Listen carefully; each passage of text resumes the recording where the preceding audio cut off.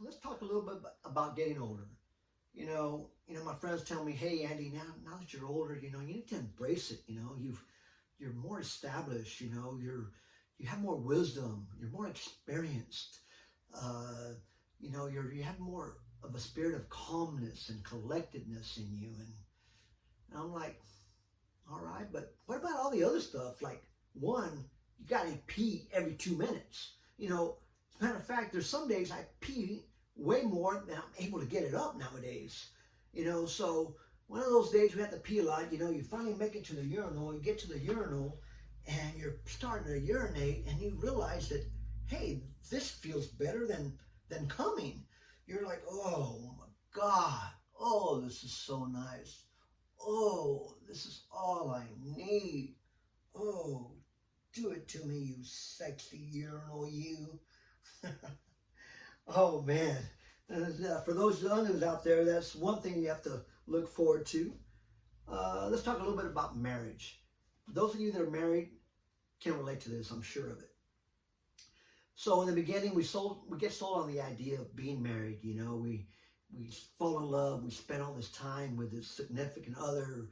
We do all these things together. Now we can have sex as many times as we want, and in the eyes of the Lord, we're not sinning anymore. It's something that's sacred and held of high value as a husband and a wife do to reproduce.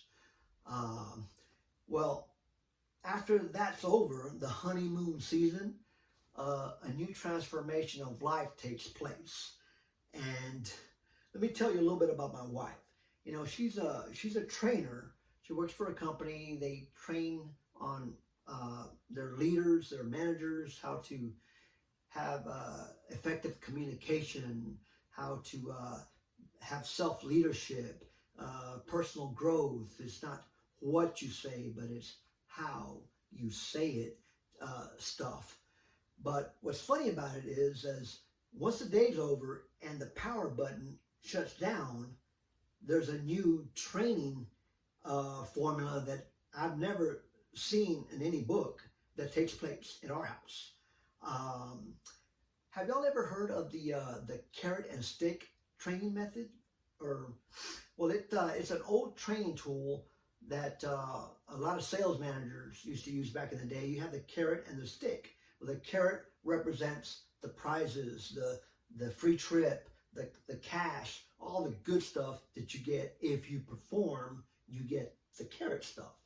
Or you get the stick, which is a form of discipline that you get poked, prodded, and hit with, and threatened with your job if you do not perform. So for those people that are not interested in the carrot, well, they get the stick. Well, she has something similar to that I named the vagina on the stick method. So what she'll do is, at any given moment, she'll grab her vagina, slide it on the stick, make sure it's nicely decorated and smells nice, wave it in the air, and I don't even have to be in the house. I could be driving up in the driveway, and I'm like, oh, I smell vagina. Where is that vagina? I'm in there, I'm chasing it, I'm getting it. I come up to it, and she's there in the corner holding it, her vagina on the stick, and saying, you want this? You want this? And I'm like, yeah. I'm salivating like Pavlov's dogs.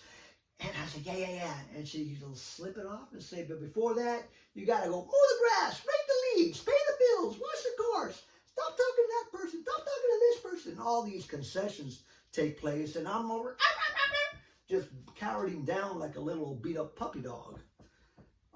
So that's one thing that you unmarried people have to look forward to. Let's go ahead and talk about a little bit about going further back in my younger days, middle school era. So I was a late bloomer. I grew up in a single parent household. It was my mom, and had two sisters and a brother.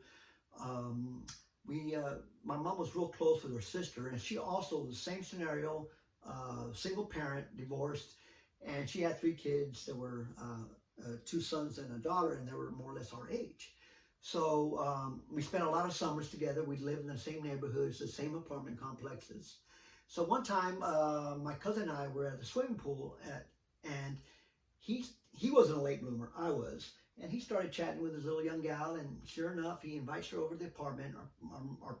Our moms were working at the time, and he starts making out with her in the back of the bedrooms. And after a while, he comes out, and he's over here tapping me on the shoulders. Hey, Andy, hey, man, I got her ready for you, man. She wants to make out with you, man. Go back there and see how far you can get. You know, come on, man, let's go.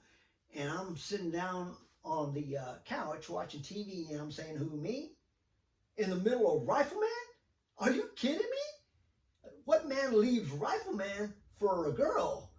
Oh, man, Rifleman. Pa, pa, pa, pa, pa. Oh, man, and after this, I probably could cock my own rifle. No, I'm good, cuz. I'm good. I'm not ready. So that was a real funny moment.